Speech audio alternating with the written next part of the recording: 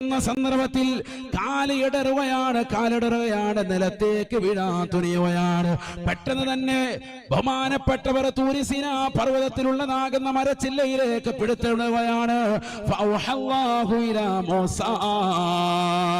ഈ ലോകത്തിന്റെ ജഗന്യനാവായ പരിപാലകനാകുന്ന പടച്ച റബ്ബ് മൂസാ നബി അലൈഹിസ്സലാമിനോട് പറയുകയാണ്, യാ മൂസാ,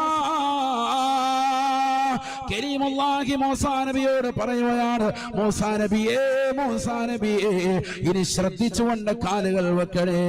കാരണം നിങ്ങൾക്ക് വേണ്ടി ദുആ ചെയ്തിരുന്നതായ രണ്ട് കരങ്ങൾ നിങ്ങളുടെ മാതാവ് മരണപ്പെട്ടു പോയിട്ടുണ്ട്, അവർ വഫാത്തായിട്ടുണ്ട്. അതുകൊണ്ട് ഇനി മുന്നോട്ട് കാലുകൾ വെക്കുമ്പോ ശ്രദ്ധിക്കണേ. ഇതുവരെ നിങ്ങൾ വീഴാതെ മുന്നോട്ട് ഗമിക്കാനുള്ള കാരണം നിങ്ങളുടെ ഉമ്മയുടെ പ്രാർത്ഥനയാണ്. ഇപ്പോൾ ഉമ്മയില്ല, ഉമ്മ വഫാത്തായിട്ടുണ്ട്. അതുകൊണ്ട് കാലുകൾ വെക്കുന്നത് ശ്രദ്ധിക്കണേ എന്ന് ഉലുൽ അസ്മിൽപ്പെട്ട പ്രവാചകനാകുന്ന മൂസാ നബിയോട് അല്ലാഹു പറഞ്ഞുവെങ്കിൽ പഠിച്ചു വെക്കണേ പ്രിയപ്പെട്ട മുസ്ലിമത്തെ. നമ്മൾ എവിടെ പോയാലും നമുക്ക് വേണ്ടി പ്രാർത്ഥിക്കുന്നതായ രണ്ട് കരങ്ങളാണ് വാപ്പയും ഉമ്മയും എന്നറിയണേ.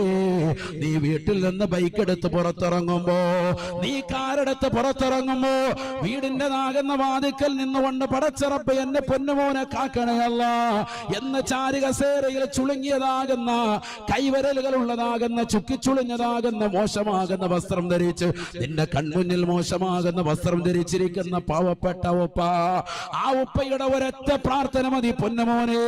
ഉമ്മ ജനലിന്റെ അടിയിലൂടെ നോക്കിയിട്ട് അല്ലാഹുവേ എന്റെ പൊന്നുമോനെ കാക്കണേ അല്ലാ, എന്റെ പൊന്നുമോളെ കാക്കണേ റബ്ബേ. പ്രവാസ ലോകത്തേക്കുള്ള യാത്രയാണ്, നീ ഖൈറലാക്കണേ അല്ലാ. വാപ്പയുടെയും ഉമ്മയുടെയും ഈ പ്രാർത്ഥന ലഭിക്കാതെ ഒരാളും ജീവിതത്തിൽ കടന്നുപോയിട്ടില്ല. അവരുടെ മന്ത്രിച്ചൂതലില്ലാതെ നിന്റെ ജീവിതത്തിൽ ഒരു ഖൈറിലേക്കും നീ പടവുകൾ കയറിയിട്ടില്ല. മൂസാ നബി അലൈഹിസ്സലാമിനോട് പോലും അല്ലാഹു പറയുകയാണ്, മൂസാ ഇനി പർവ്വതത്തിലേക്ക് കയറുമ്പോ ശരിക്ക് ശ്രദ്ധിച്ചുകൊണ്ട് വരണേ. കാരണം നിനക്ക് വേണ്ടി ദുആ ചെയ്തിരുന്ന, നിന്നെ പേഴാതെ പിടിച്ചു നിർത്തിയിരുന്ന നിന്റെ പ്രിയപ്പെട്ട ഉമ്മ ഇന്ന് നഷ്ടപ്പെട്ടു പോയിട്ടുണ്ട്, അവർ വഫാത്തായിട്ടുണ്ട് എന്ന് അല്ലാഹു വ്യക്തമാക്കുകയാണ്. പഠിക്കണം നമ്മൾ ആര്? മൂസാ നബി ആര്? സുബ്ഹാനല്ലാഹ് അലൈഹിസ്സലാം. ഉലുൽ അസ്മിൽപ്പെട്ട പ്രവാചകനോട് പോലും അല്ലാഹു പറഞ്ഞു, ഇനി ശ്രദ്ധിച്ച് നടക്കിൻ, ഉമ്മ മരിച്ചിട്ടുണ്ട്, ശ്രദ്ധിച്ച് നടക്കിൻ. പാപ്പായി ഉമ്മായി മരിച്ചവരൊക്കെ ശ്രദ്ധിച്ച് നടന്നോ എന്നാ പറഞ്ഞതിന്റെ അർത്ഥം. ഇനി വീഴാൻ തുടങ്ങാൻ. ഇതുവരെ നീ ആസ്വദിച്ചു, അവരുടെ തണലിൽ ആസ്വദിച്ചു. വാപ്പ മരിച്ചവരെ, ഉമ്മ മരിച്ചവരെ ഖേദിക്കിൻ. അവരുടെ കാൽക്കൽ വീഴാതെ, പൊരുത്തപ്പെടിക്കാതെ, അഹന്ത വെച്ചുകൊണ്ട്, സമ്പത്ത് കൊണ്ട് അഹങ്കരിച്ച് ഈ ദുനിയാവിൽ സർവ്വതും വെട്ടിപ്പിടിച്ച് സ്വന്തം മാതാവിന്റെയും പിതാവിന്റെയും പൊരുത്തം മുഴുവൻ കിട്ടാതെ ലോകത്തുള്ള സർവ്വതും വെട്ടിപ്പിടിച്ചിട്ടുണ്ട്. പക്ഷെ പിടിക്കേണ്ട പൊരുത്തം നീ പിടിച്ചിട്ടില്ല. പൊരുത്തം മാത്രം കിട്ടിയില്ല. അയൽവാസിയുടെ സ്ഥലമൊക്കെ നിന്റെ കയ്യിലുണ്ട്. ചിലർ കണ്ടിട്ടില്ലേ, അയൽവക്കക്കാർക്ക് വണ്ടി ഒന്ന് കയറിപ്പോകാനുള്ള സൗകര്യം പോലും ചെയ്തു കൊടുക്കൂല. ഒന്ന് വളച്ചു വെക്കാൻ, അവന്റെ മതിലൊന്ന് ചെറുതായിട്ടൊന്ന് വളച്ചു കൊടുത്താൽ മതി, അതിന് സമ്മതിക്കൂല.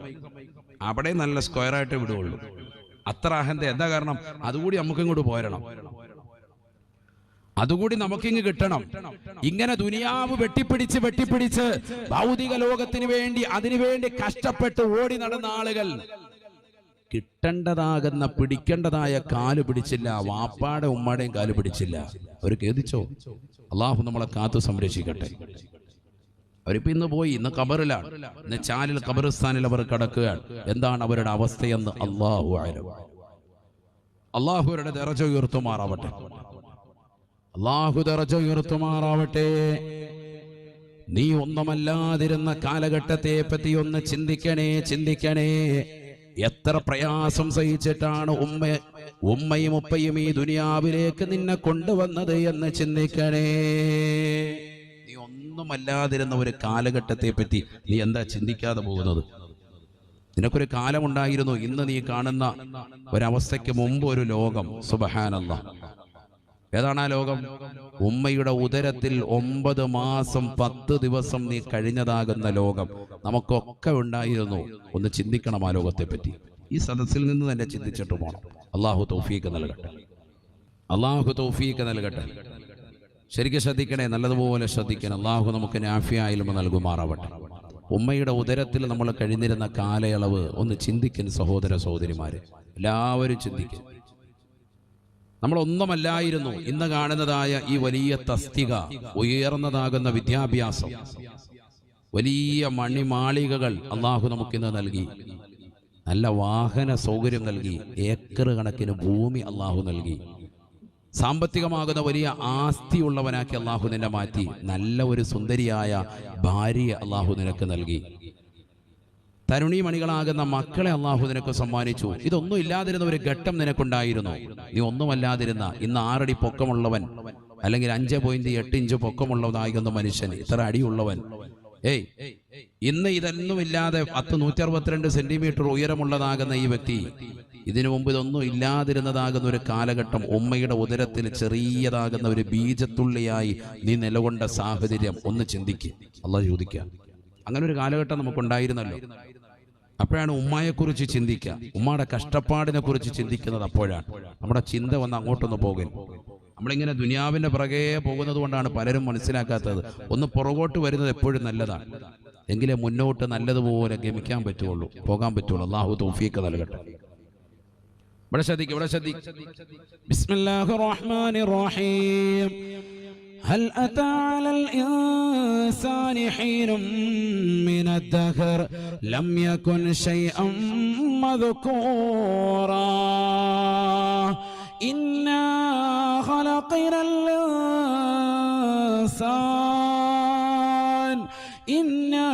خلقنا الإنسان من نطفة أمشاج نبتليه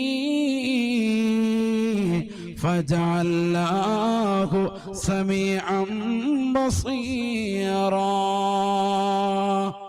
പരിശുദ്ധമായ ഖുർആൻ സൂറത്തു ദഹ്റിലൂടെ അല്ലാഹു ചോദിക്കുകയാണ്, ഹൽ അതാ അലൽ ഇൻസാൻ,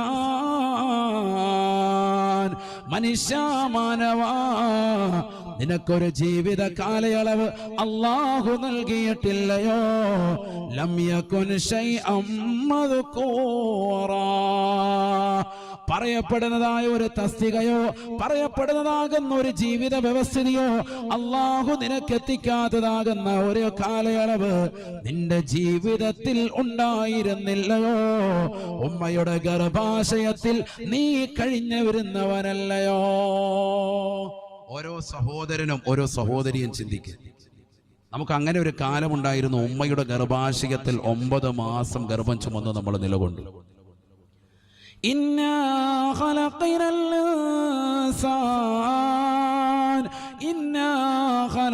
الإنسان من نطفة أمشاج,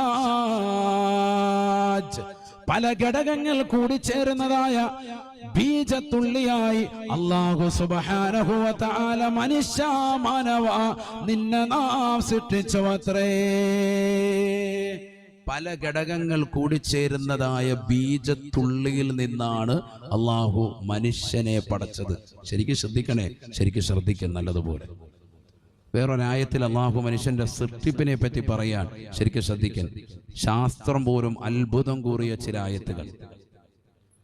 ബിസ്മില്ലാഹിർ റഹ്മാനിർ റഹീം. വലഖദ ഖലഖനൽ ഇൻസാന മിൻ സുലാലത്തിൻ മിൻ طين ثم جعلناه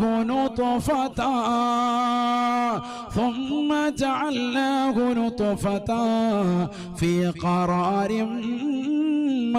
مكين ثم خلقنا النطفة علقة فخلقنا العلقة مضغة فخلقنا المضغة عظاما فكسونا العظام لحما ثم أنشأناه خلقا آخر فتبارك الله أحسن الخالقين. പരിശുദ്ധമായ ഖുർആനിലൂടെ അല്ലാഹു സുബ്ഹാനഹു വ തആല മനുഷ്യന്റെ സൃഷ്ടിപ്പിന്റെ ഘടനയെ പറ്റി ഓർമ്മപ്പെടുത്തുകയാണ്. വലഖദ് ഖലഖനൽ ഇൻസാൻ മിൻ സുലാലത്തിൻ മിൻ തീൻ. കളിമണ്ണിന്റെ സത്തയിൽ നിന്നാണ് മനുഷ്യനെ നാം സൃഷ്ടിച്ചത് എന്ന് വിശുദ്ധമായ ഖുർആൻ. കളിമണ്ണിന്റെ സത്തയിൽ നിന്നാണ് പ്രഥമ മനുഷ്യനെ അള്ളാഹു പടച്ചത്. ശരിക്കും ശ്രദ്ധിക്കണേ.